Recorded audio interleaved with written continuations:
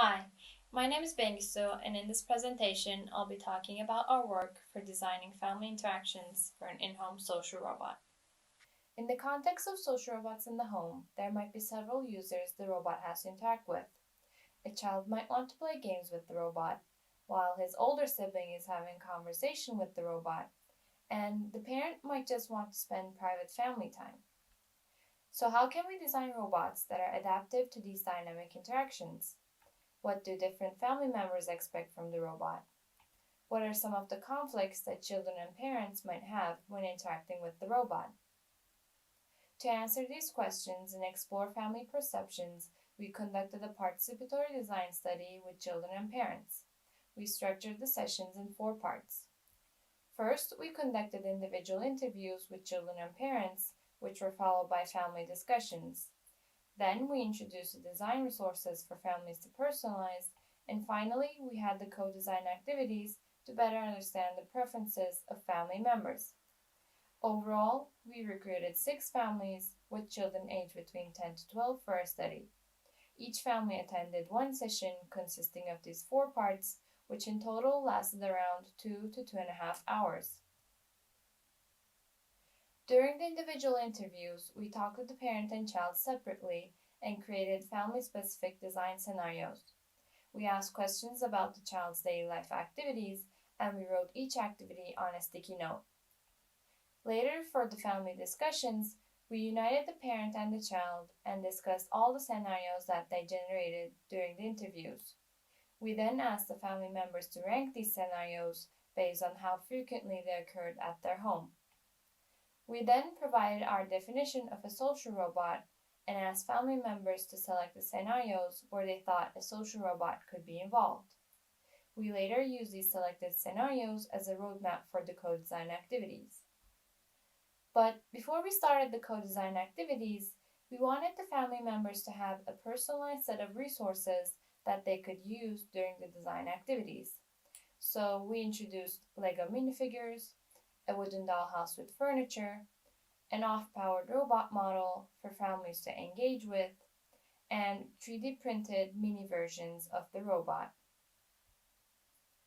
Overall, children and parents use these resources to create mini figurines of themselves, their family members, friends, and they design their dollhouse with the furniture toys. In the co-design activities, for each selected scenario, children and parents demonstrated how they would want the robot to interact with their family. They also used the available resources to act out these scenarios. While participants demonstrated their scenarios, one of the researchers took notes in the form of drawings and discussed them with the family. This method allowed us to quickly summarize the design preferences of family members and get direct feedback from the children and parents. To analyze our results, we conducted a thematic analysis for the co-design activities, and we identified 3 main themes. Firstly, family members perceived the robot to have different roles in their home, such as a companion or as an assistant. Secondly, the dynamic structures of families highlighted many preferences for group or personalized interactions. The third theme covers concerns of family members about having robots in the home related to privacy and ethics. In general, children wanted the robot to be socially inclusive in their daily activities as a companion. Children wanted the robot to be involved in their games as a peer, they included the robot in their daily reading activities, and they wanted to have conversations with the robot, share secrets, open up about their feelings, and establish a trusting bond, just as a confidant. Children and parents also prefer the robot to have assistive roles, which could be in cooking, instrument practices, and for homework support. Parents lean towards having less social interaction with the robot, and some prefer to limit the use of technology, particularly during shared meals or some social activities. Discussions related to group interactions highlighted some priority issues and who would have the authority over the robot's interaction. Children wanted the robot to prioritize users based on task importance or ownership, while parents wanted to have authority over the robot to maintain their family dynamics and wanted to be able to adjust hierarchy levels of users. Related to the timing of the robot, participants discussed issues such as how frequent the robot should start interactions, when should the robot be involved in a group conversation, or whether the robot should split its attention and greet others during an activity. On the other hand, participants also wanted the robot to have personalized interactions. Families wanted the robot to have adaptive responses to users, for example, based on their relationship level, as being a friend or stranger. Children wanted the robot to have a personalized tone, expressiveness, language, accent, and humor, or sometimes they wanted to personally name the robot. Discussions about including a robot in family conversations and activities also highlighted some concerns. Some parents had confidentiality concerns, which were related to maintaining the privacy of shared information within group interactions. For example, not mentioning family conversations to other users or strangers. Children also had concerns about the fairness of using a robot to support their education compared to their peers.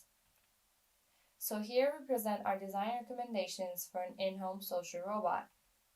Children and parents preferred a variety of roles for the robot, and designers should provide a set of adaptive roles to reflect these preferences of different family members. Specifically, when interacting with a child, the robot should have the role of a trustworthy peer or friend to play, read, and talk to. When interacting directly with parents, the robot can have reduced social interactions and embody supportive roles such as an assistant for daily tasks. For interactions that include both children and parents, the robot should act as a facilitator, providing information and supporting shared family activities. When it comes to interactions with multiple family members, it's crucial for the robot to have an adaptive and personalized behavior based on the composition of the group. For the authority and priority conflicts that occur in group interactions, parental privileges, family-specific rules, and ways to manage priority conflicts should be provided to maintain family interactions with the robot. Also, users should have the option to customize authority and priority preferences. To maintain the privacy of family conversations, users can benefit from setting family-specific confidentiality levels to the members in group interactions, and the robot should have a set of rules to follow privacy norms.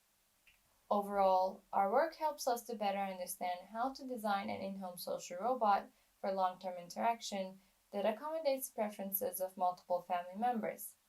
Thank you for watching, and please feel free to contact me or my co-authors for any further information.